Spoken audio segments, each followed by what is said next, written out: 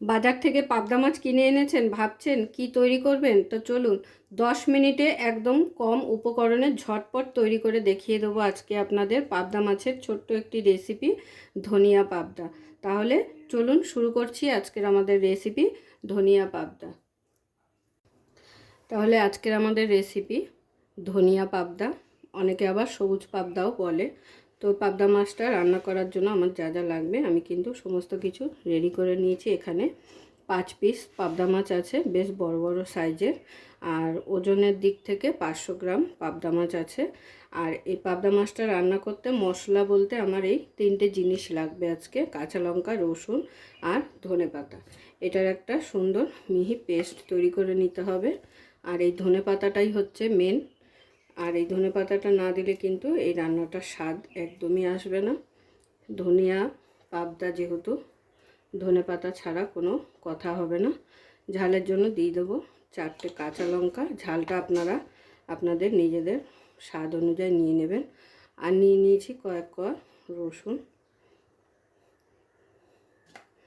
এটার একটা পেস্ট তৈরি করব। আর মাছগুলোকে এখন আমি নুন হলুদ মাখিয়ে একটু রেখে দেবো কিছুক্ষণ।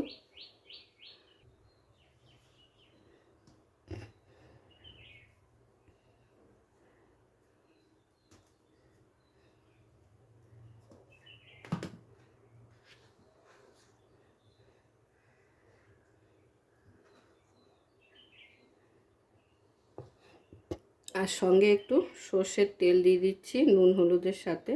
সর্ষের তেল মাখিয়ে কিছুক্ষণ রেখে দিলে একটু কম ফাটবে। পাবদা মাছ যেহেতু ফাটে খুব, তো সেই কারণে একটু সাবধানতার জন্য যাতে কম ফাটে।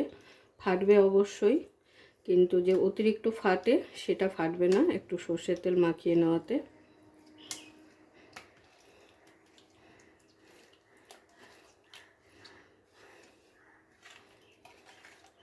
হাতের কাছে যদি পাবদা মাছ পান তাহলে বলবো অবশ্যই একবার এই রেসিপিটা ট্রাই করতে। খেতে কিন্তু অসাধারণ লাগে। যারা এখনও পর্যন্ত এইভাবে খাননি তাদেরকে বলবো অবশ্যই ট্রাই করতে, অসাধারণ লাগবে আপনাদের খেতে। একবার খেলে কিন্তু বারবার খেতে ইচ্ছা হবে। তো নুন হলুদ মাখিয়ে নেওয়া হয়ে গেছে, এবারে পাবদা মাছগুলোকে ভেজে নেব। তো এবারে পাবদা মাছগুলোকে ভেজে নেওয়ার জন্য এখানে কড়াই বসিয়ে দিয়েছি, আর কড়াইতে দিয়ে দেবো সর্ষের তেল। কড়াইয়ের তেলটা ধোয়া ওঠা গরম করে নিয়েছি। এবারে কড়াইতে দিয়ে দেবো সামান্য একটু লবণ, যাতে মাছগুলো ধরে না যায় আর মাছটা একটু কম ফাটে।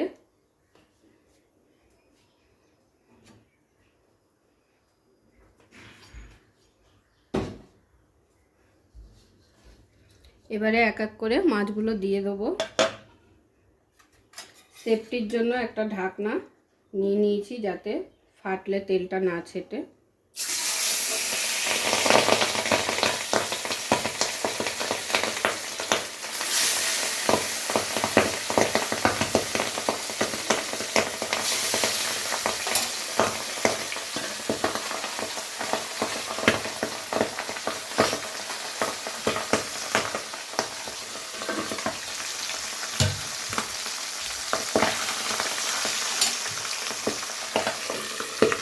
একটু ঢাকনা চাপা দিয়ে মাছগুলোকে ভেজে নেব।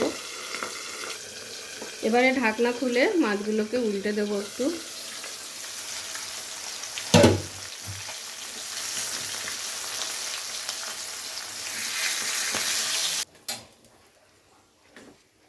এবারে এই তেলের মধ্যেই ফোড়নের জন্য দিয়ে দেবো গোটা কালো জিরে,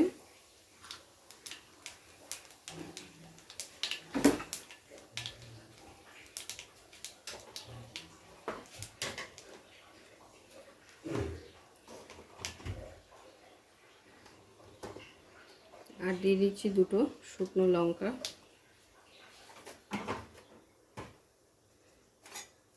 ফোড়নটাকে হালকা নাড়াচাড়া করে ভেজে নেব। খুবই সিম্পল একটা রান্না, কিন্তু খুব তাড়াতাড়ি হয়ে যায়, একদম সময় লাগে না এই রান্নাটা হতে, আর খেতেও কিন্তু অসাধারণ হয়। এরপরে দিয়ে দেবো যে ধনেপাতা, রসুন আর কাঁচা লঙ্কার পেস্টটা তৈরি করেছি সেটা।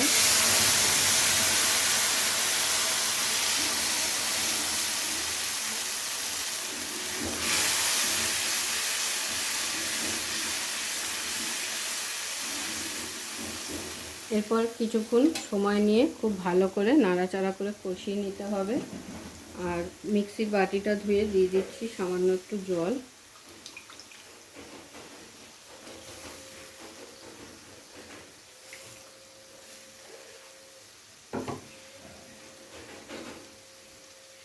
দিয়ে দেবো স্বাদ অনুযায়ী লবণ আর হলুদ।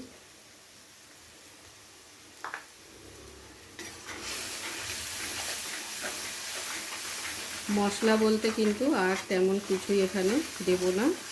এবারে একটু কিছুক্ষণ কষিয়ে গ্রেভির জন্য জল দিয়ে দিব।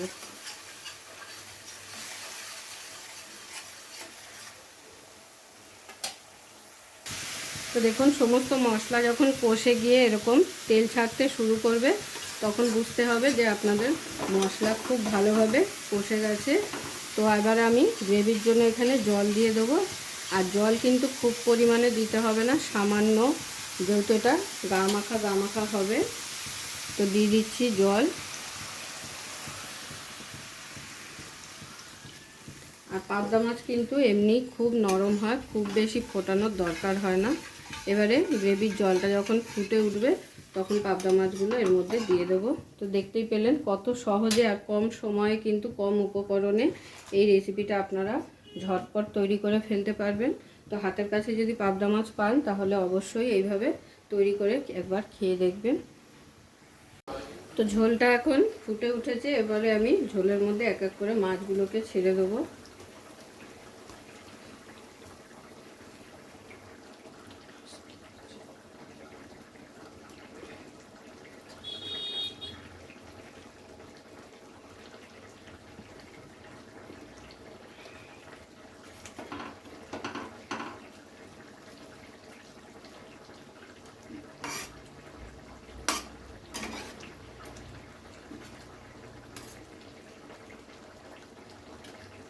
মাছগুলোকে দিয়ে ঝোলের সাথে একটু খুব ভালো করে নেড়েচেড়ে মিশিয়ে দিতে হবে।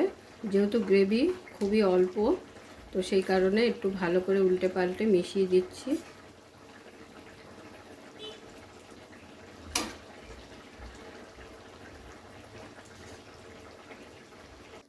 গ্যাসের ফ্লেমটাকে হালকা লোতে রেখে কিন্তু গ্রেভির সাথে মাছগুলোকে ফুটিয়ে নিতে হবে। যেহেতু গ্রেভি খুবই অল্প, তো সেই কারণে যাতে খুব তাড়াতাড়ি টেনে না যায়, ওই জন্য।